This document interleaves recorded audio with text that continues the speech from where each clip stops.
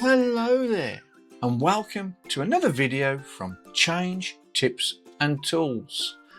And it's me, Phil, the Brummie that hails from Birmingham. And apologies, I've not released a video for a few weeks because I've been taking a break with the family, having some downtime with the family. But anyway, I'm back now, and next week we'll continue the Power Apps how-to series. But today I thought I'd bring you a little tip in Excel. How many of you face this problem where, for example, you've got a template where you want to capture commentary, say for example project manager's comments against the project. So if I want to allow somewhere for them to enter their comments, so normally because you've got different fields around it or different things being displayed, you'll use the merge functionality to capture those comments. So if I do merge, wrap that text and do just align it to the top of the cells and left align it here, and then when they enter that commentary, so if I put that commentary in here and do Control V just to enter some commentary I've done, let's just put an outline on that. Yeah, but if you look at it, I can see some text in there, but if I look in the cell and do the drop down, you can see there's much more text. Okay, fine. So let's just auto fit the height of the cells, but it doesn't work because when you've got merged columns, it won't expand automatically. So how do you overcome that? Well, it's really easy. First thing you've got to do is work out, well, how many cells have we got? So, and the reason why I need to do that is if I look at the cell and look at the column width and do column width here, it's 8.11. So they're all probably at 8.11. So what I'm going to do is I'm just going to highlight them all. I'm going to right click, do column width, and I just want to make them all the same width. I'm going to use a nice round number. So let's do 10.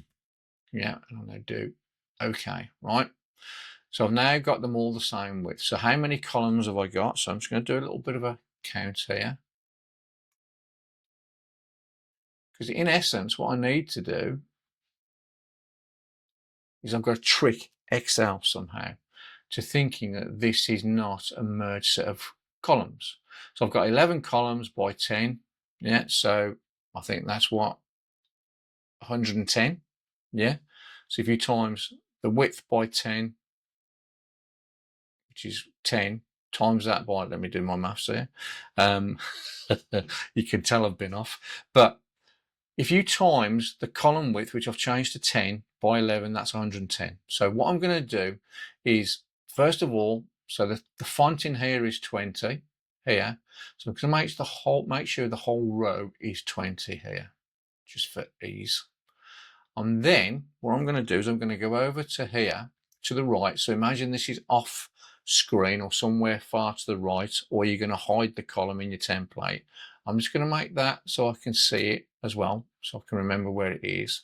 And what I'm going to do is I'm going to take that calculation. So we've got the column width times the number of columns is 110. So I'm just going to change this to make it, I'm going to mimic it. So I'm just going to do column width on a single cell, and I'm going to make that 100, not 110. I'm just going to make it slightly smaller as far as the width is concerned because I want it to react.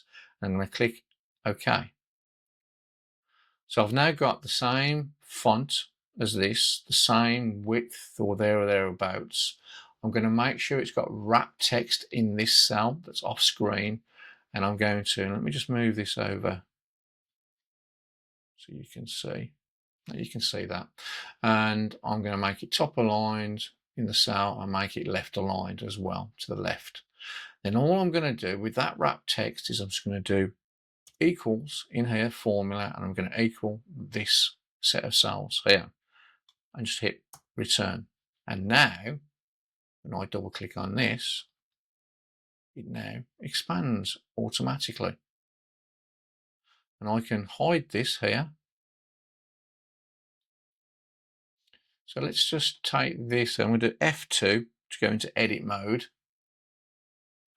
And let's just take all of this. If I just do Control copy, and at the end of it do Alt return, let's just add that to the bottom again, do Control V and do return. Let's see what happens.